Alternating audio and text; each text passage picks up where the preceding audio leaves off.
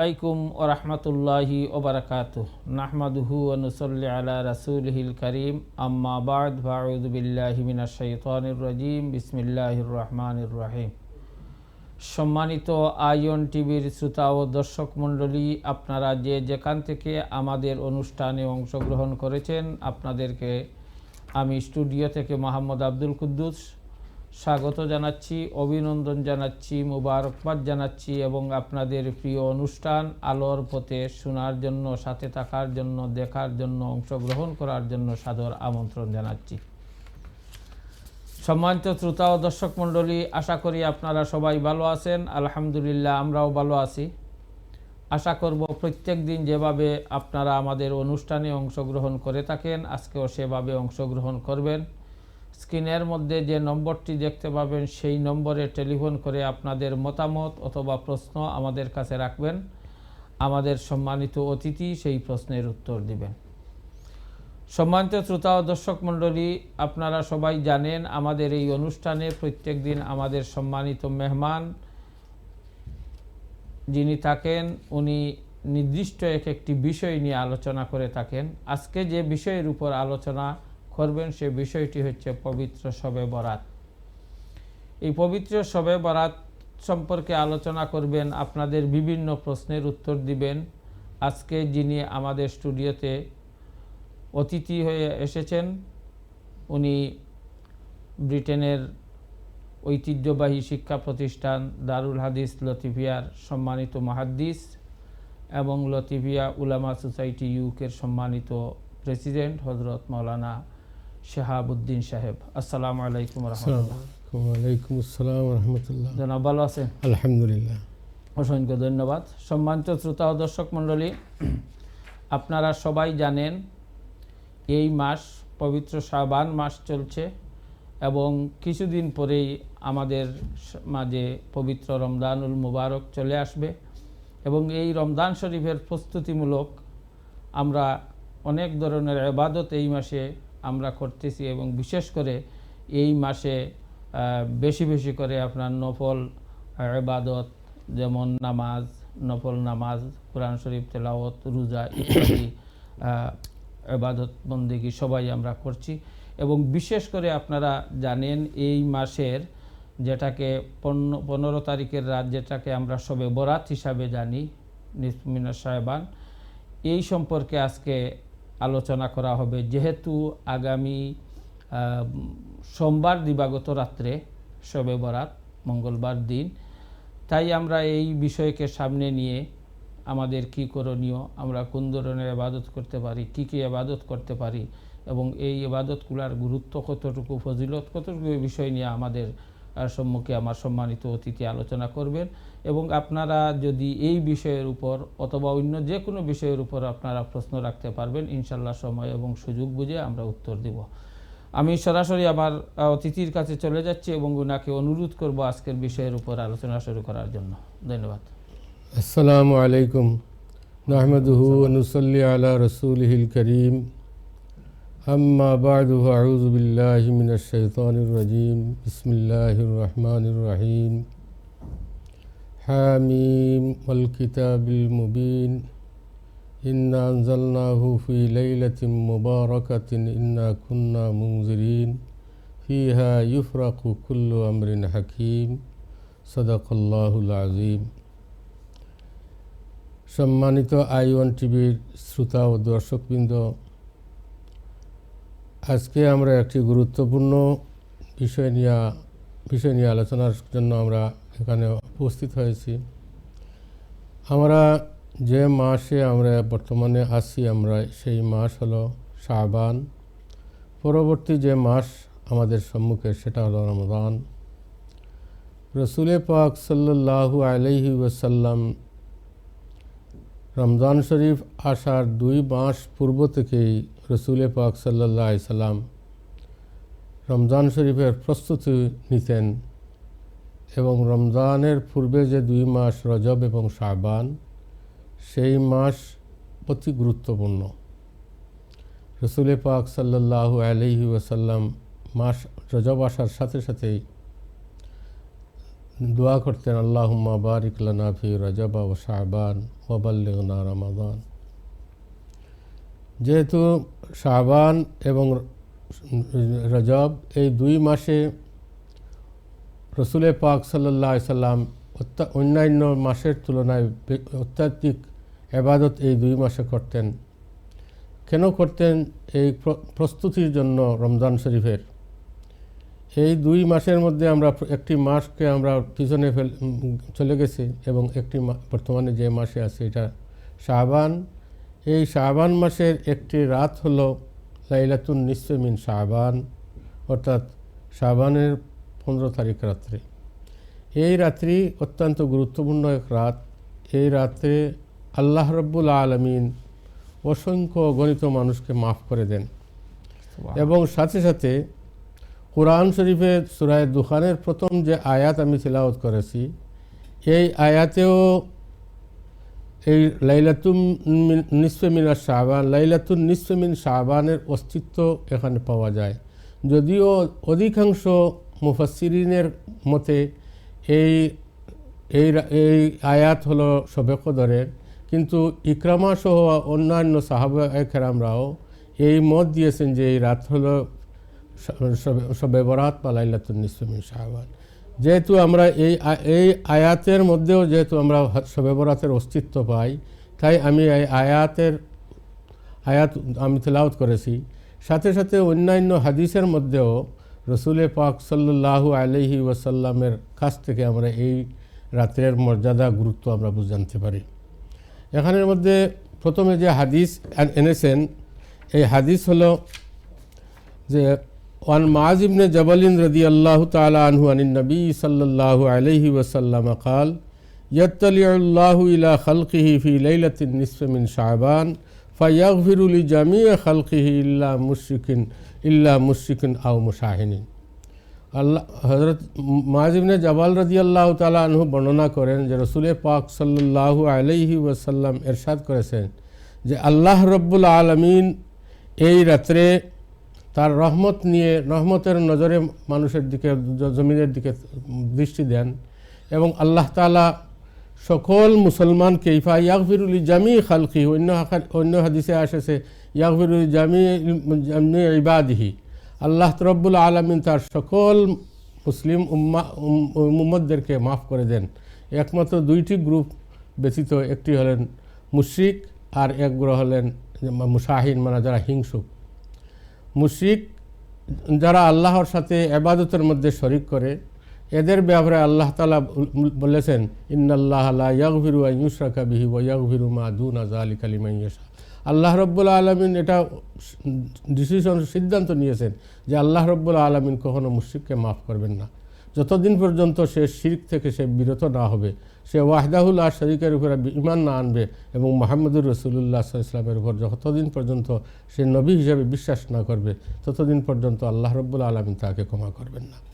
অতএব আল্লাহ রব্বুল আলামিন এই মুশরিককে ক্ষমা করবেন না এবং সাথে সাথে যারা হিংসুক, যাদের মধ্যে হিংসা আছে, ভাইয়ের মধ্যে হিংসা হতে পারে, অন্য বন্ধুর সাথে হতে পারে, অন্য মানুষের সাথে হতে পারে, অতএব হিংসা পরিত্যাগ করা আমাদের মুসলমানদের জন্য অত্যন্ত জরুরি।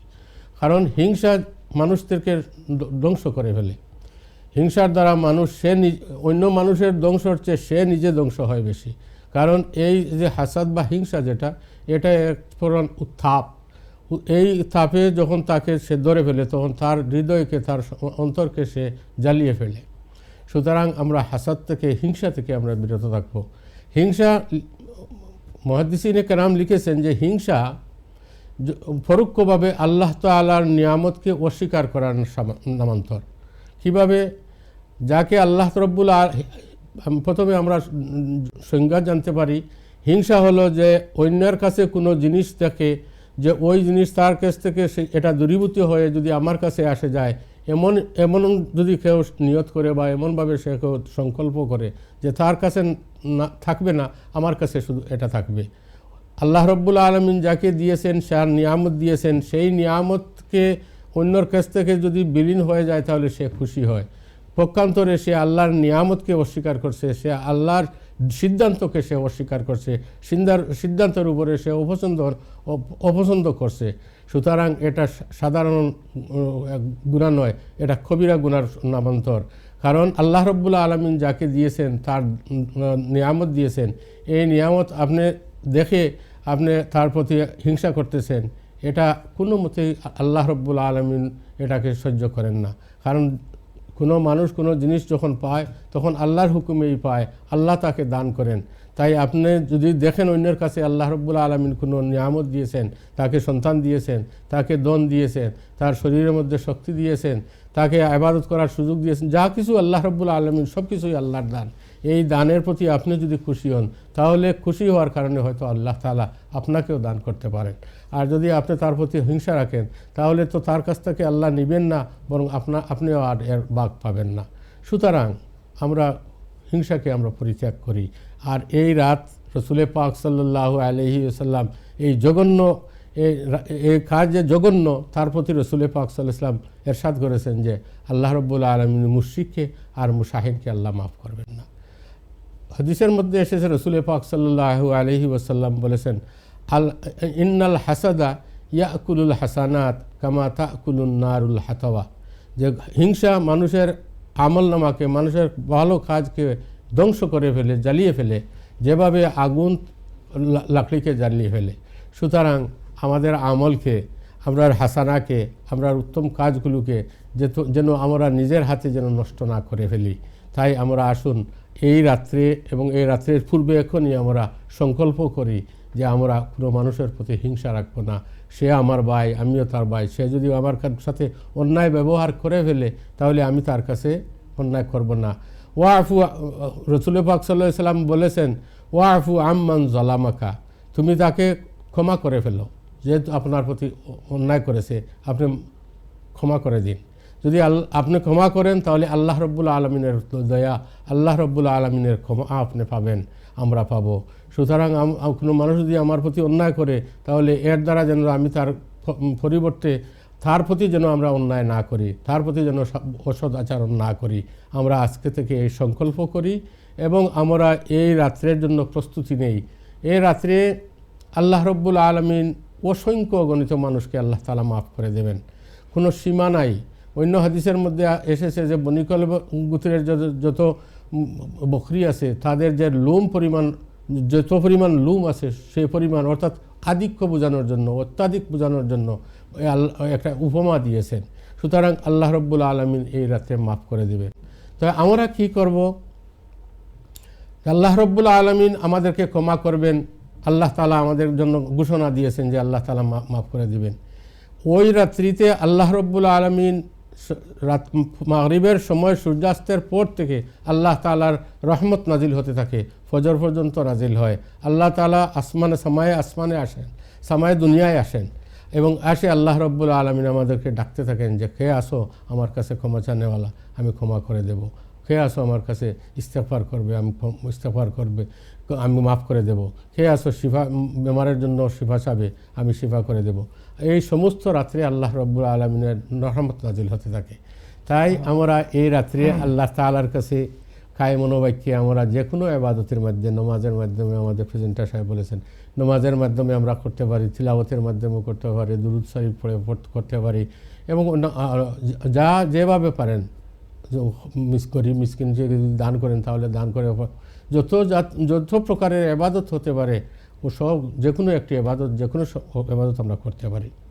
তাই আমরা আসুন এই রাত্রে আমরা বেশি করে ইবাদত করি এবং যতটুকু পারি। রাসূল পাক সাল্লাল্লাহু আলাইহি ওয়াসাল্লামকে আল্লাহ রাব্বুল আলামিন তার জীবনের সব গুনাহ করার পূর্বে রাসূল ইসলাম মাসুম, আম্বিয়া কেরাম সব মাসুম, নিষ্পাপ, তারপরেও রাসূল পাক সাল্লাল্লাহু আলাইহি ওয়াসাল্লাম অত্যাধিক ইবাদত করতেন।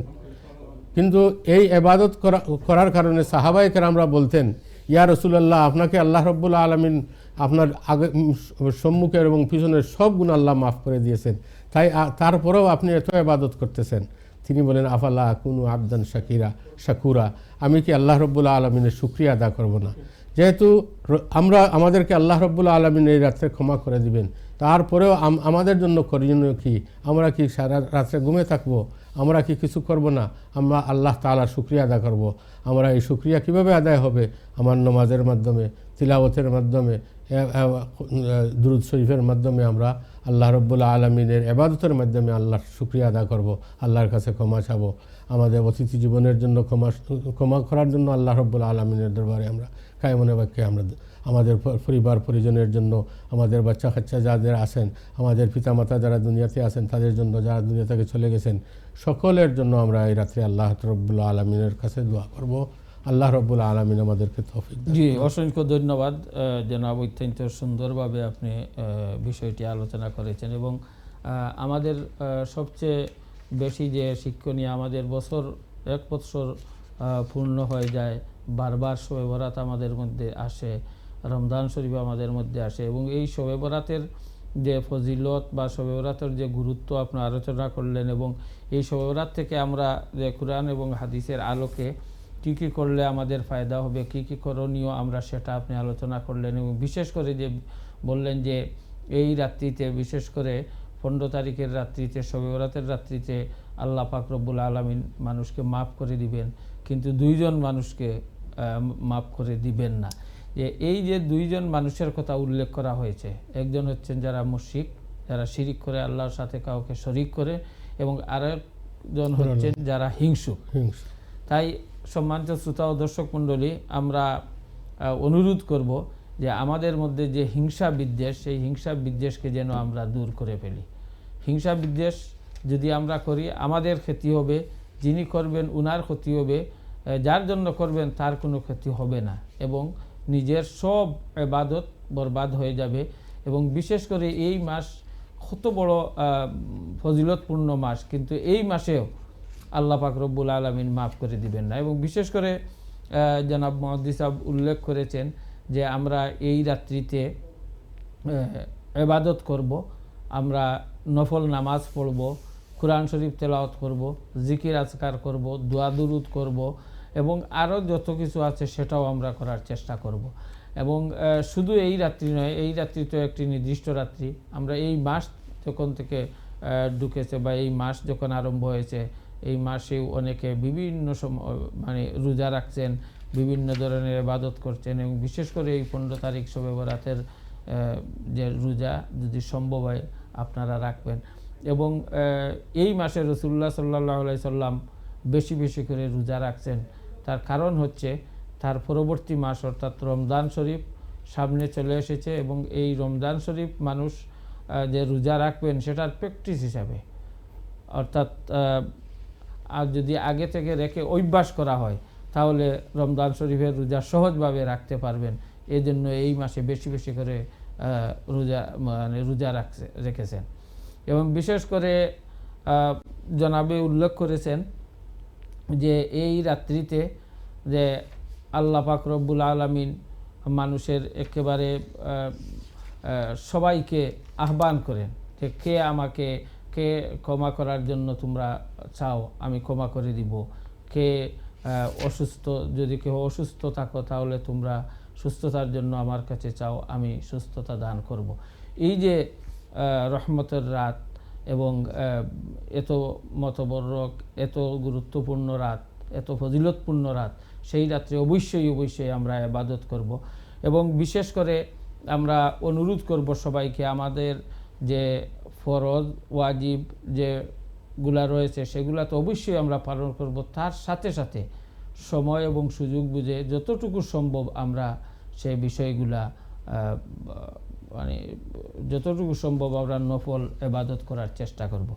জনাব, আপনি এখানে উল্লেখ করেছেন একটি বিষয় যে কুরআন শরীফের একটি আয়াতের কথা উল্লেখ করেছেন যে অনেকে আমাদের কাছে বলেন বা জানতে চান। বর্তমানে এই সমস্ত খুবই কম আলোচনা হয়, এক সময় হয়তো খুবই বেশি আলোচনা হতো যে শবে বরাতের গুরুত্ব আসলে কতটুকু, শবে বরাত যে আমরা করে আসছি তা কতটুকু গুরুত্ব, বা শবে বরাত সম্পর্কে অনেকের কাছে একটু এর গুরুত্ব কম বোঝা যায়, এ ব্যাপারে যদি একটু আপনি আলোচনা করেন। শবে বরাত সম্পর্কে সহিহ হাদিসও রয়েছে। কুরআন শরীফের যে আমি আয়াত পড়েছি সূরা দুখানের, এই আয়াতের মধ্যেও অধিকাংশ মুফাসসিরিন এই আয়াত শবে কদর সম্পর্কে বলেছেন, তবে ইকরামা সহ অন্যরা এই আয়াতকে লাইলাতুন নিসফে মিন শাবান হিসাবে তারা এই আয়াতকে তারা নিয়েছেন, যে এই আয়াত হলো সূরা দুখানের যে আয়াত ইন্না আনজালনাহু ফি লাইলাতিন মুবারাকা, এই লাইলাতুন মুবারাকা বলতে এই শবে বরাত বা লাইলাতুন নিসফে মিন শাবান। সুতরাং যেহেতু এর অস্তিত্ব কোরআন শরীফের এক আয়াতের মুফাসসিরিনের কাছ থেকে পাওয়া যায় এবং সাথে সাথে সহিহ হাদিস দ্বারাও এর প্রমাণ রয়েছে, এই হাদিসকে আলবানী সহ অন্যান্য মুহাদ্দিসিনরাও এই হাদিসকে সহিহ বলেছেন। একটি নয়, কয়েকটি হাদিস আছে। এর মধ্য থেকে তো কোরআন শরীফের আয়াতের আর এই যে কোরআন শরীফের আয়াতের যে ব্যাখ্যা বিভিন্ন কিতাবের মধ্যে, শুধু এক দুই কিতাবে নয়, অনেক কিতাবের মধ্যে এর ব্যাখ্যা, যে কিতাবই আপনি তাফসীর বার করবেন সেই তাফসীরের মধ্যেই আপনি এই দুইটি অভিমত পাবেন। একটা হলো শবে লাইলাতুল কদর আর একটা হলো লাইলাতুন নিসফে মিন শাবান। দুইটা অভিমত আছে, কিন্তু গ্রহণযোগ্য বা বেশি অংশের মত হলো এটা। কিন্তু এটাও তো আপনি উড়িয়ে দিতে পারেন না, কারণ যেহেতু মুফাসসিররা ইকরামা থেকে এটা বর্ণনা করেছেন। আর হাদিস শরীফের মধ্যে তো এর সহিহ হাদিসের আলোচনা রয়েছে, সহিহ হাদিস শরীফ রয়েছে। আমরা একটি হাদিস তো আগেই আলোচনা করেছি, মুআয ইবনে জবল থেকে যে হাদিস পড়েছি সেই হাদিস রয়েছে। আর অন্য আরও হাদিসও রয়েছে, যেমন আরেকটা হাদিস হলো আব্দুল্লাহ ইবনে আমর ইবনে আস রাদিয়াল্লাহু তাআলা আনহুমা আন্না রাসূলুল্লাহি সাল্লাল্লাহু আলাইহি ওয়াসাল্লাম قال يطلع الله عز وجل إلى خلقه ليلة النصف من شعبان فيغفر لعباده إلا اثنين مشاهن أو قاتل نفس। আরেকটি হাদিস রয়েছে যে হাজা ইসনাদুন হাসানুন, এটা সনদ সম্পর্কে লিখেছেন যেটা হাসান, হাজা হাদিসুন লা বাসা বিহি, এই হাদিসের মধ্যে কোনো দুর্বলতা নেই। 3 নম্বর আরেকটি হাদিস আছে হযরত আবি সালাবা আল খুশানি রাদিয়াল্লাহু তাআলা আনহু আনিন নবী সাল্লাল্লাহু আলাইহি ওয়াসাল্লাম قال إذا كانت ليلة النصف من شعبان يطلع الله عز وجل إلى خلقه فيغفر للمؤمنين ويترك أهل الضغائن وأهل الحقد بحقدهم। এই হাদিসের অর্থ হলো যে আল্লাহ রাব্বুল আলামিন তার রহমত নিয়ে মখলুকের প্রতি, সৃষ্টি কুলের প্রতি তিনি নাজিল হন। ফায়াগফিরু লিল মুমিনিন, আল্লাহ তাআলা মুমিনদেরকে মাফ করে দেন। ওয়া ইয়াতরুকু আহলুদ দাগাইন, আর যারা হিংসুকদেরকে আল্লাহ রাব্বুল আলামিন ছেড়ে দেন, অথবা তাদেরকে মাফ করেন না। এত হিংসার কথা যত হাদিসে এসেছে। ও আরেকটি হাদিস 4 নম্বর হাদিস হলো আন আবি হুরায়রা রাদিয়াল্লাহু তাআলা আনহু قال قال رسول الله صلى الله عليه وسلم إذا كان ليلة النصف من شعبان يغفر الله لعباده إلا مشرك أو مشاهن। আল্লাহ রাব্বুল আলামিন নিসফে মিন শাবান, এই শবে বরাতের রাত্রে আল্লাহ রাব্বুল আলামিন মাফ করে দেন তার বান্দাদেরকে, একমাত্র হিংসুক আর মুশরিক ব্যতীত। সুতরাং যত হাদিস এনেছেন সব হাদিসের মধ্যেই একই বাবার্থপূর্ণ হাদিস হল। আরেকটি হাদিস হল আন আবি বকরিন সিদ্দিক রাদিয়াল্লাহু তাআলা আনহু قال قال رسول الله صلى الله عليه وسلم إذا كان ليلة النصف من شعبان ينزل الله تعالى إلى سماء الدنيا فيغفر لعباده إلا من كان مشركا أو مشاهدا لأخيه। যখন 15 তারিখ রাত্রি হয় তখন আল্লাহ তাআলা আসমানের দুনিয়ার আসমানের তশরিফ আনেন এবং নাজিল হন। ফায়াগফিরু লিইবাদিহি, আল্লাহ রাব্বুল আলামিন তার বান্দাদেরকে মাফ করে দেন। ইল্লা মান কানা মুশরিকুন, তবে যারা মুশরিক তাদেরকে আল্লাহ মাফ করেন না। আও মুশাহিন লিআখিহি, এবং যে তার ভাইয়ের প্রতি হিংসা বিদ্বেষ পোষণ করে তাকেও আল্লাহ রাব্বুল আলামিন মাফ করে দেন না। তাহলে এইভাবে অনেক হাদিস হল। 6 নম্বর আরেকটি হাদিস হলো আন উসমান ইবনে আবিল আস রাদিয়াল্লাহু তাআলা আনহু আনিন নবী সাল্লাল্লাহু আলাইহি ওয়াসাল্লাম قال إذا كان ليلة النصف من شعبان نادى مناد هل من مستغفر فاغفر له। তোমাদের মধ্যে কেউ আছো কি? ওই রাত্রে আল্লাহ রাব্বুল আলামিন যখন রাত্রি আসে তখন একজন ঘোষণাকারী ঘোষণা করেন হাল মিন মুস্তাগফিরিন ফাগফির আল্লাহ, তোমাদের মধ্যে কেউ আছো কি যে আমার কাছে ক্ষমা চাবে, ক্ষমার প্রার্থনা করবে, আমি তোমাদেরকে ক্ষমা করে দিব। হাল মিন সাইলিন, কোনো প্রার্থনাকারী আসো কি, কোনো ক্ষমা প্রার্থনাকারী আসো কি, অন্য কোনো কিছু প্রার্থনাকারী আসো কি, আমি তোমাদের প্রার্থনাকে গ্রহণ করব। ফালা ইয়াসআলুল্লাহু আযজা ওয়া জাল্লা ইল্লা আতাহু, মানুষ সওয়াল করবে আল্লাহর কাছে, এমন কোনো সওয়াল করবে না যা আল্লাহ রাব্বুল আলামিন দান করবেন না। সুতরাং আমরা এই রাত্রিকে গুরুত্ব দিয়ে এই রাত্রে আমরা ইবাদত করব। এই ইবাদত কিভাবে করব, একা করব না আমরা ইজতেমাই বা একত্রিতভাবে করব, আপনার যেভাবে ইচ্ছা সেভাবেই করতে পারেন। এখানের মধ্যে কোনো ব্যতিক্রম নাই। যদি একা করতে আপনার ভালো লাগে, আপনার মন চায় একা করুন, ওটাও ভালো। যদি মনে করেন যে না এখানে আমি এখানে আমরা মসজিদে গিয়ে করব, তাহলে মসজিদে গিয়েও আপনি করতে পারেন।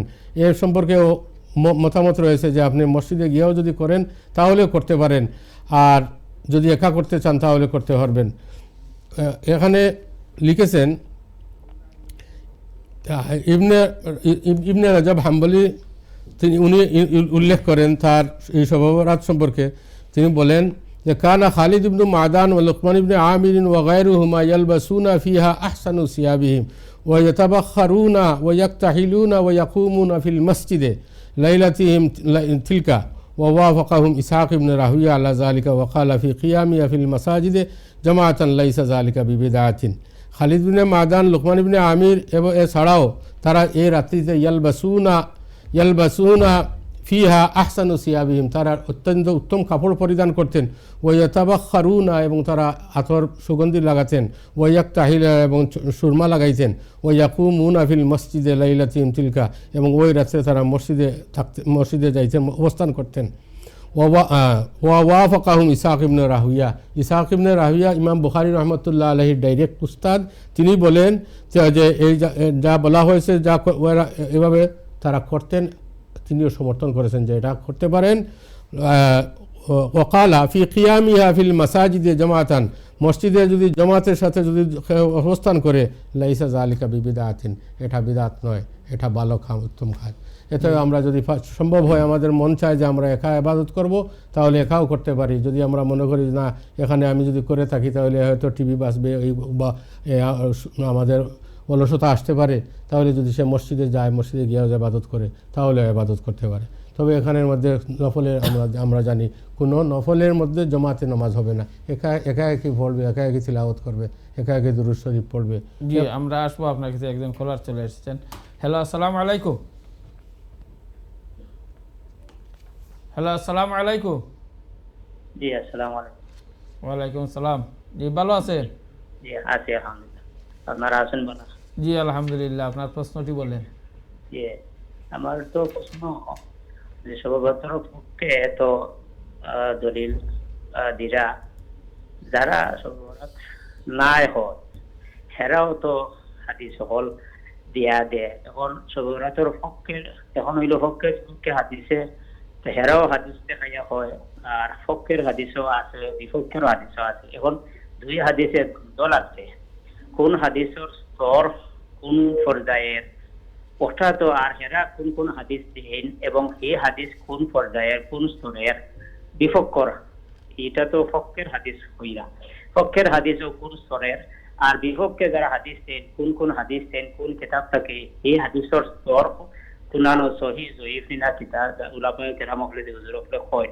আমরা তো দ্বন্দ্বের মধ্যে, এই দ্বন্দ্বটা তো মেইন হইল সর্ববরাত যে দ্বন্দ্ব বাকিয়া আমরা যদি দেন, আমরা হয়তো বুঝলাম যে ও পক্ষ দেখতাম না ও পক্ষ দেখতাম, তো দয়া করে দ্বন্দ্বটা বাংবা খালি এক পক্ষর হেরাও দেন এক পক্ষর আর এরাও দেন এক পক্ষর, তো বোঝা গেল দুই পক্ষ সঠিক না, সঠিক তো এক পক্ষ হইবা।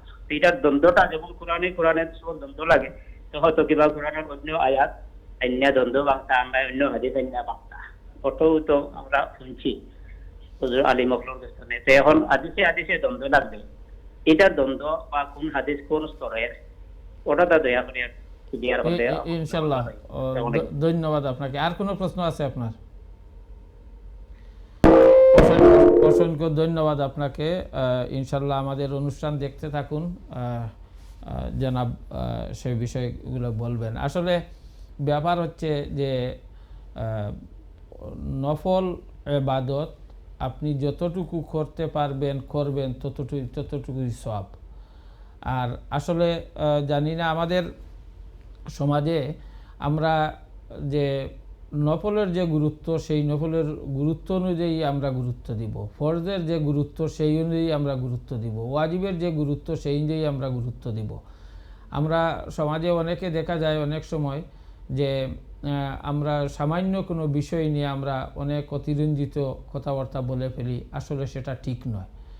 এবং সমাজের মধ্যে অনেক কিছু থাকতে, অনেক অনইসলামিক কাজ হচ্ছে, অনেক খারাপ কাজ হচ্ছে, অনেক মানুষের ফরজ আদায় করেন না।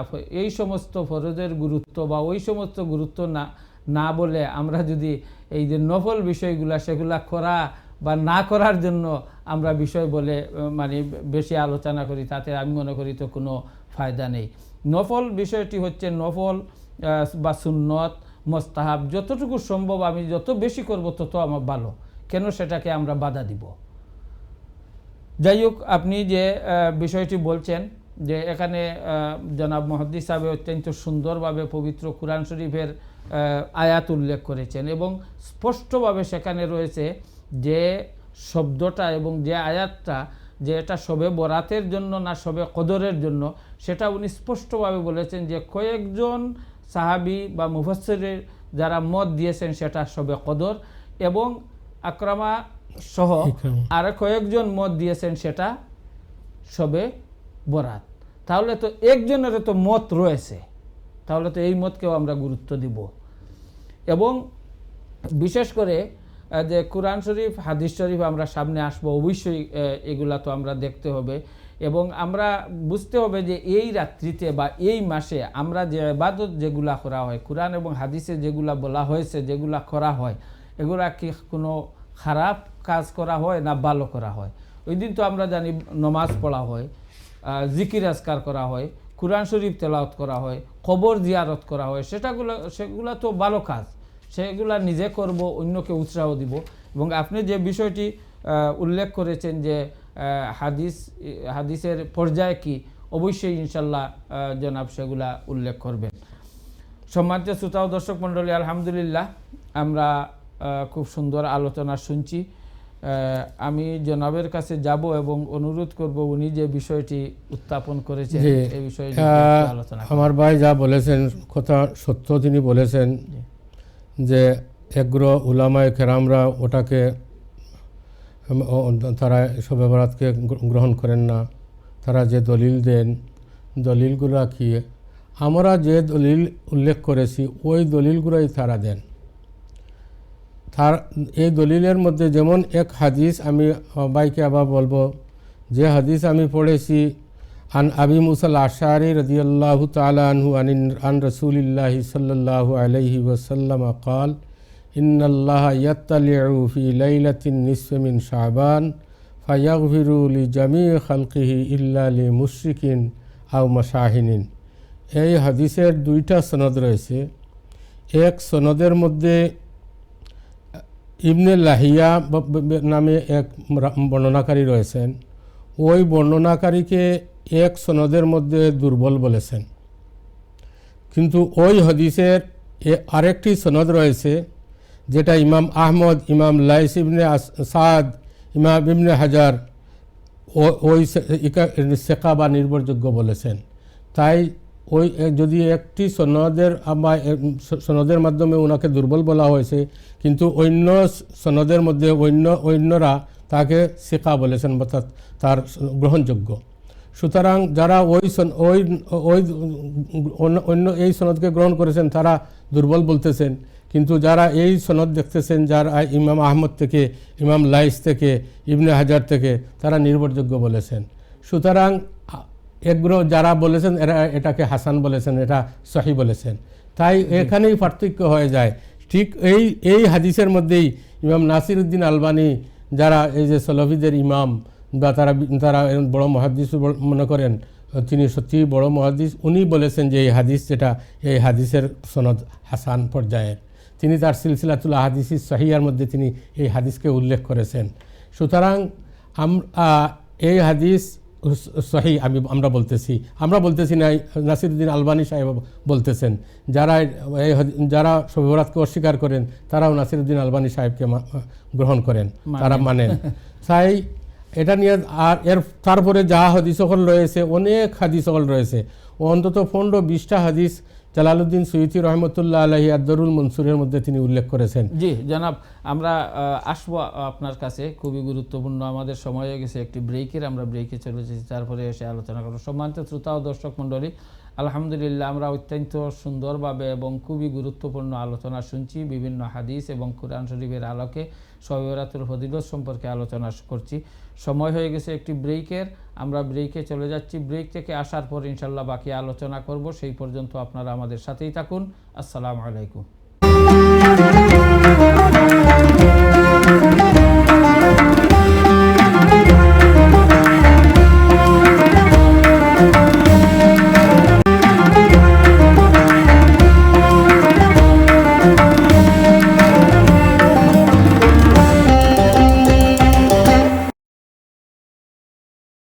আসসালামু আলাইকুম ও রহমতুল্লাহ।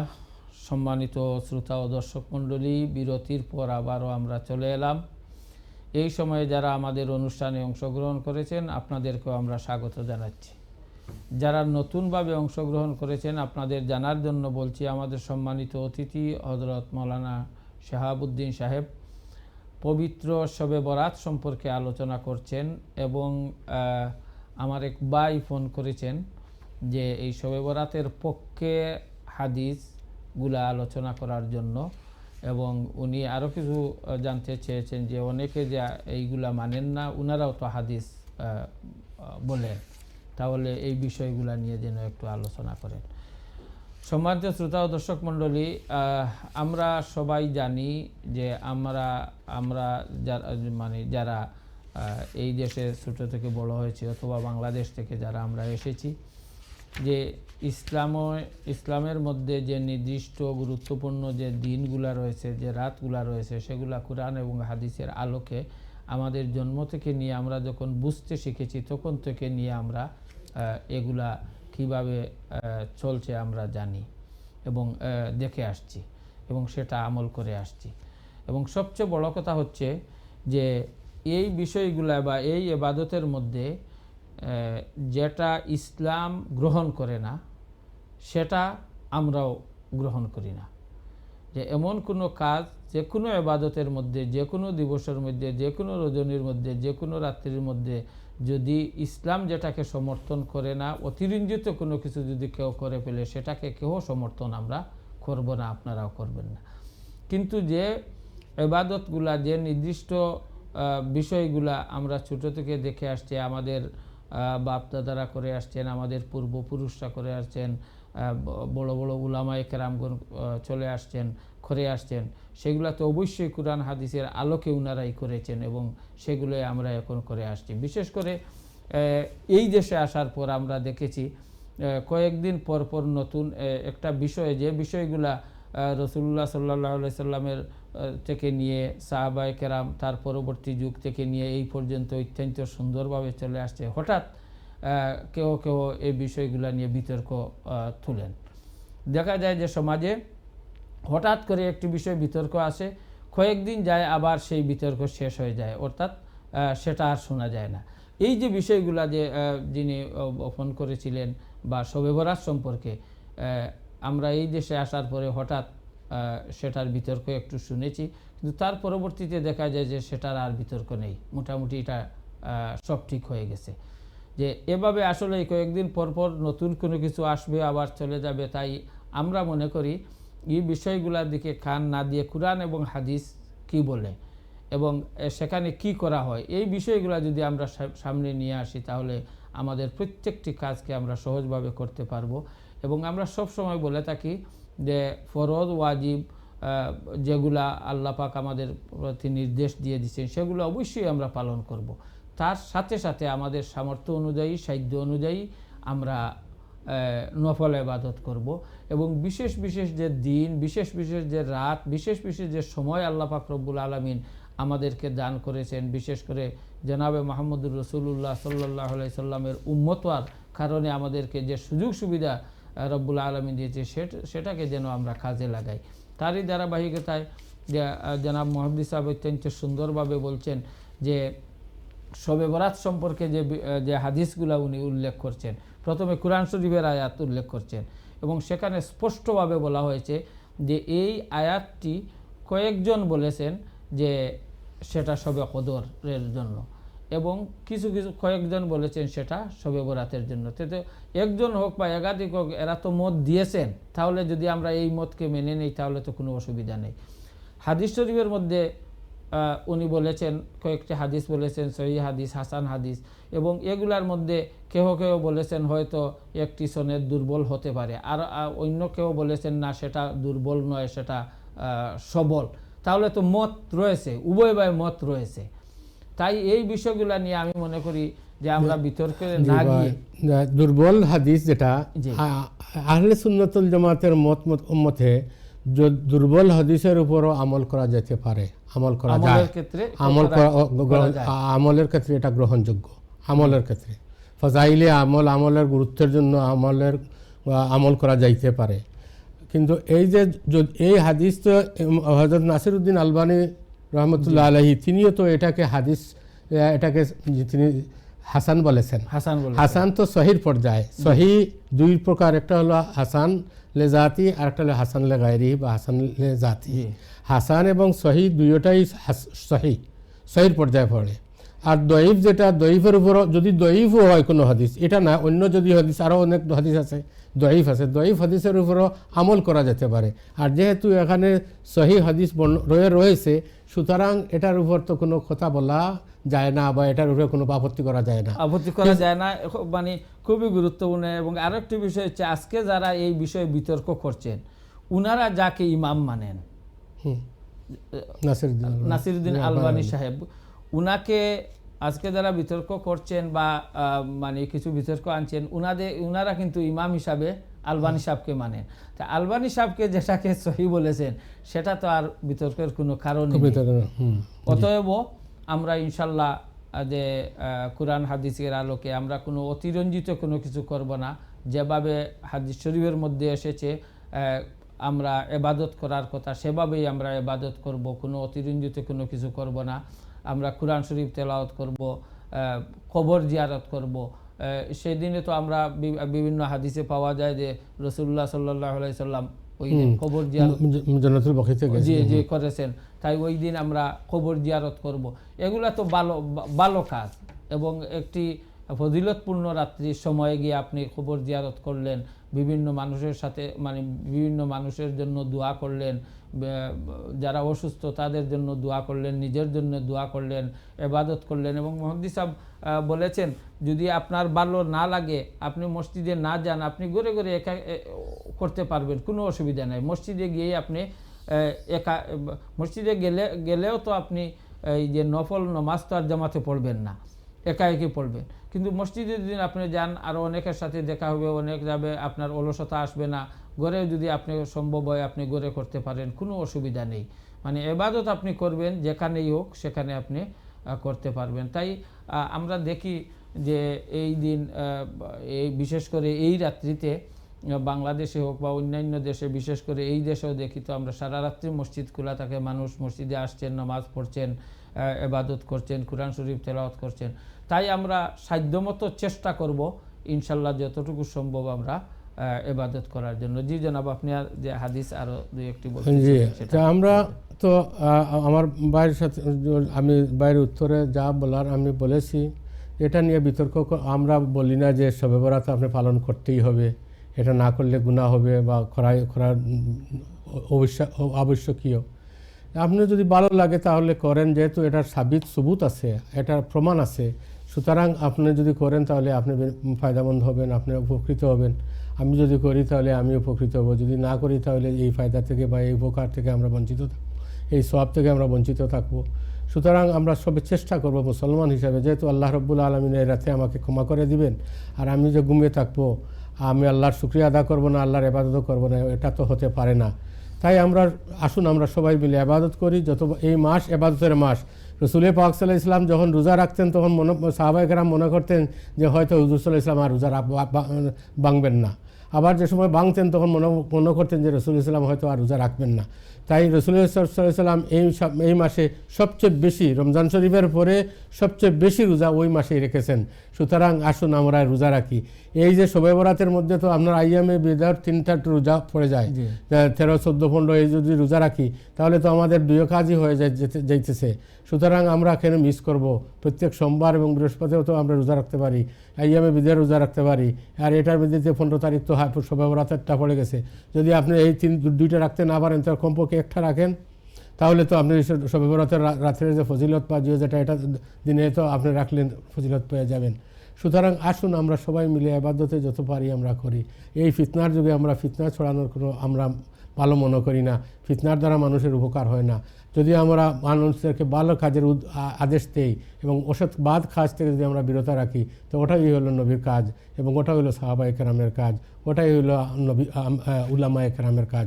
তাই আসুন আমরা সবাইকে আমরা নিজে ইবাদত করি, অন্যকে উৎসাহিত করি যেন আমরা সবাই মিলে ইবাদত করে এবং আগামী রমজান মাস আসতেছে আমরা রমজান শরীফে যাতে হক আদায় করতে পারি। আল্লাহ রাব্বুল আলামিন চান রাসূল পাক সাল্লাল্লাহু আলাইহি ওয়াসাল্লামের মাধ্যমে আমরা জানতে পেরেছি যে একজন বাচ্চা যখন 7 বছর বয়স হয় তখন তাকে আমরা নামাজের জন্য আদেশ দেওয়ার জন্য রাসূল পাক সাল্লাল্লাহু আলাইহি ওয়াসাল্লাম বলেছেন, মুরু সিবিয়ানাকুম ইযা বালাগু 7 সিনিন ওয়াদরিবুহুম ইযা বালাগু 10 সিনিন। রাসূল পাক সাল্লাল্লাহু আলাইহি ওয়াসাল্লাম বলেছেন যে যখন তোমার বাচ্চা 7 বছর হবে তখন তাকে নামাজের জন্য উপদেশ দিবে, নামাজের কথা বলবে।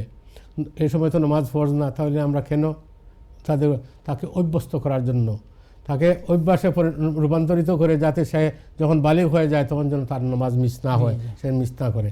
সুতরাং আমরা এখান থেকে রোজা রেখি, ইবাদত করে করে আমরা রমজান শরীফে আসি, তাহলে রমজান শরীফের ইবাদত আমাদের জন্য সহজ হবে এবং এটা আমাদের কষ্টসাধ্য মনে করব না এবং এর বরকতে আল্লাহ রাব্বুল আলামিন আমাদেরকে আরও সহজ করে দিবেন।